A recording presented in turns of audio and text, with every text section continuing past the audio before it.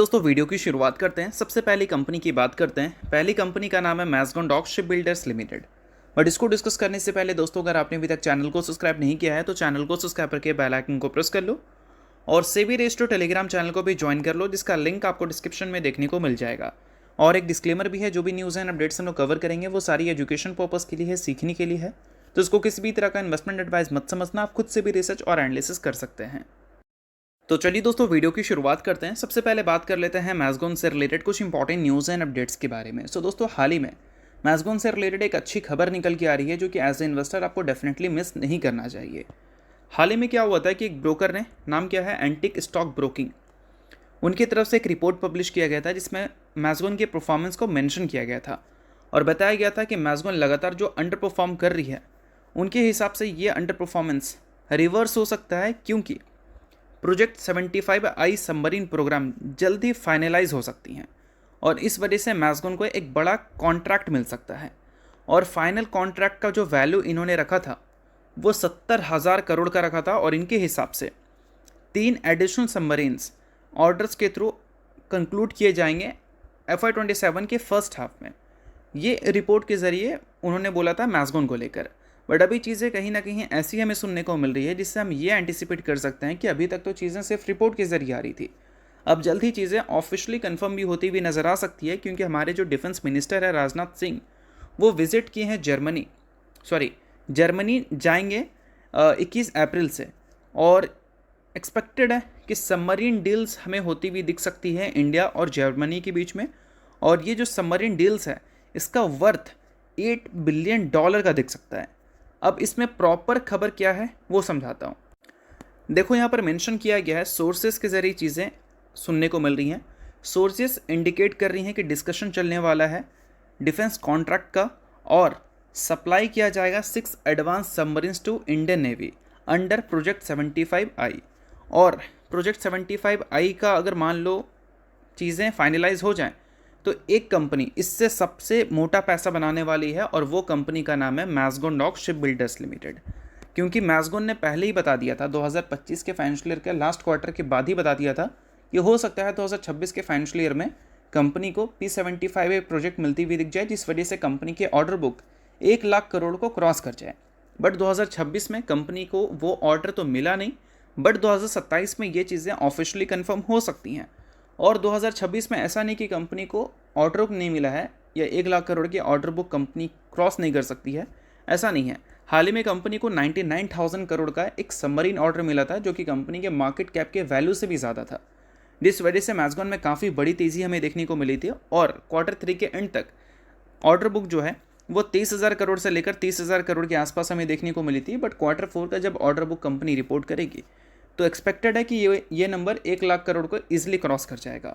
और बाकी जब P75 सबमरीन्स के ऑर्डर्स कंपनी को मिल जाएंगे तो नंबर आपको 1.5 से 2 लाख करोड़ तक भी जाता हुआ नजर आ सकता है, जो कि मैज़गॉन के इन्वेस्टर्स के लिए काफ़ी अच्छी बात है, क्योंकि आने वाले सालों में रेवेन्यू विजिबिलिटी उसी ऑर्डर की वजह से कंपनी के पास रहेगी। अब दोस्तों, वीडियो में आगे बढ़ने से पहले बात कर लेते हैं सेबी रेस्टो टेलीग्राम चैनल के बारे में। यहाँ पर कई सारी चीज़ें आपके लिए काफ़ी ज़्यादा यूजफुल रहती है, तो अगर आपने अभी तक चैनल को ज्वाइन नहीं किया है तो वेट मत करो, अब फटाफट जाकर चैनल को ज्वाइन कर लो, लिंक आपको डिस्क्रिप्शन में दिख जाएगा। ज्वाइन करने का सबसे बड़ा बेनिफिट ये है कि मार्केट खुलने से पहले मार्केट से रिलेटेड क्या ऐसी इंपॉर्टेंट न्यूज़ है, यानी कि प्री मार्केट न्यूज़, वो सारी चीज़ें आपको यहाँ पर अपडेटेड देखने को मिल जाती है, जिसको आप चेकआउट कर ये आइडिया लगा सकते हैं कि मार्केट का बिहेवियर कैसा रह सकता है। और इसके अलावा दोस्तों, मल्टीपल कंपनीज़ में रिसेंट टाइम में मार्केट वॉलेटिलिटी की वजह से काफ़ी भयंकर फॉल देखने को मिला है, तो उन सारी कंपनी के टेक्निकल्स को भी प्रॉपर एनालिसिस कर यहाँ पर अपडेट किया गया है, जिसको भी आप चाहो तो चेकआउट कर सकते हो बिल्कुल फ्री में। तो लिंक डिस्क्रिप्शन में है चैनल का, लिंक के थ्रू जाकर चैनल को बिल्कुल आप फ्री में ज्वाइन कर लो। तो चलिए दोस्तों, इसके अलावा बात करते हैं अगली कंपनी के बारे में। अगली कंपनी का नाम है रिलायंस इंडस्ट्रीज लिमिटेड। रिलायंस की दोस्तों बात करें तो नेक्स्ट वीक ये कंपनी फोकस में रहने वाली है, क्योंकि कंपनी के Q4 के रिजल्ट हमें देखने को मिलेंगे। साथ में कंपनी आपको डिविडेंड भी देती हुई नजर आएगी। बट रिजल्ट से पहले कुछ इंपॉर्टेंट खबर को आप देख लो। खबर यहाँ पर यह है कि ब्रेंट क्रूड ऑयल 9% क्रैश हो चुका है और ब्रेंट क्रूड ऑयल $90 पर बैरल पे आ चुका है। और क्रूड ऑयल का बढ़ना रिलायंस के लिए एक चिंता का काम होता है, बट क्रूड ऑयल का क्रैश होना रिलायंस इंडस्ट्रीज के लिए खुशखबरी वाली बात होती है। और क्रूड ऑयल 9% से ज़्यादा क्रैश हुआ था, आज के दिन 12% तक गिरा था, अभी थोड़ा सा रिकवर कर 9% पे आ चुका है। तो इतनी बड़ी जो क्रैश हमें ब्रेंट क्रूड ऑयल के प्राइजेस में दिख रही है, इससे नेक्स्ट ट्रेडिंग सेशन रिलायंस और बाकी जो रिफाइनरीज हैं उनके लिए काफ़ी ज़्यादा अच्छा जा सकता है। और ब्रेंट क्रूड ऑयल के क्रैश का सबसे बड़ा कारण क्या है? सबसे बड़ा कारण यह है कि ईरान ने स्ट्रेट ऑफ हॉर्मोज को ओपन करने का फैसला कर लिया है ड्यूरिंग सीज फायर। अभी उन्होंने लिमिटेशंस लगा रखी थी, टोल लगा रखा था, बट अभी उन्होंने ओपन करने का फैसला कर दिया है और रिपोर्ट कह रहे हैं कि मंडे को वापस से बैठक में दिखेगी ईरान और यूएस का डील्स को लेकर, और डील्स अगर फाइनलाइज हो जाएं तो स्ट्रेट ऑफ हॉर्मस पूरी तरह से ओपन हो सकता है, जिसमें ईरान और यूएस दोनों किसी भी तरह का इंटरप्शन में भी आपको करती हुई देखने को ना मिले। तो ये सारी चीज़ें क्रूड ऑयल को आज के दिन क्रैश कर चुका है, और इस वजह से नेक्स्ट ट्रेडिंग सेशन के लिए हमारी जो रिफाइनरीज हैं वो फोकस में रहेंगी, क्योंकि इस वजह से उनको काफ़ी ज़्यादा फ़ायदा हो सकता है। बाकी अब अगर हम बात करें रिलायंस के अर्निंग्स की एक्सपेक्टेशंस को लेकर, तो एक्सपेक्टेशंस आगे चलकर चेंज भी हो सकती हैं, बट अभी बाजार क्या एंटिसिपेट करके चल रही है वो समझ लेते हैं।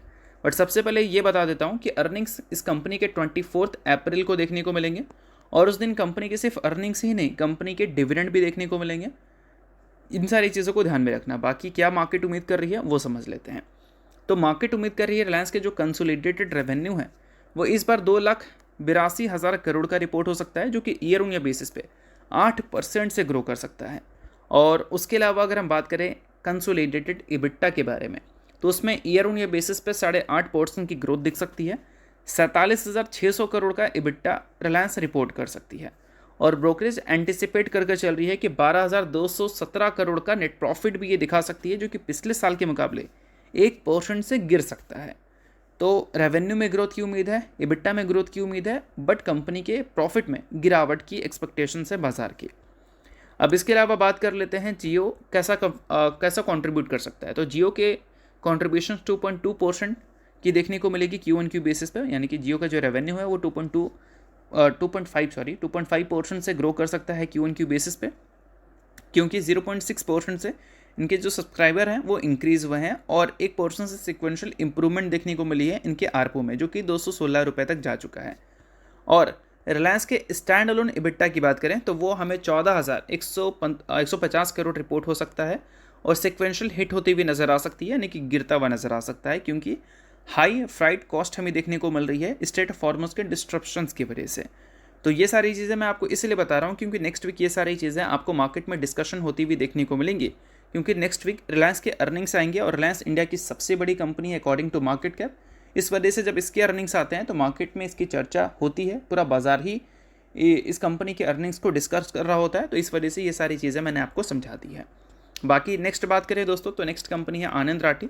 इसने हाल ही में Q4 के अर्निंग्स को रिपोर्ट किया था, साथ में कंपनी ने जो प्रॉफिट रिपोर्ट किया था उसमें 32% की ग्रोथ हमें देखने को मिली थी, और साथ में 1:1 के रेशो में कंपनी ने बोनस की भी अनाउंसमेंट की थी, जिसमें कंपनी ने एक शेयर के बदले अपने इन्वेस्टर्स को एक इक्विटी शेयर देने का फैसला किया था। सो अगर आप इस कंपनी के इन्वेस्टर हैं तो ये सारी चीज़ों को आप नोट कर सकते हैं।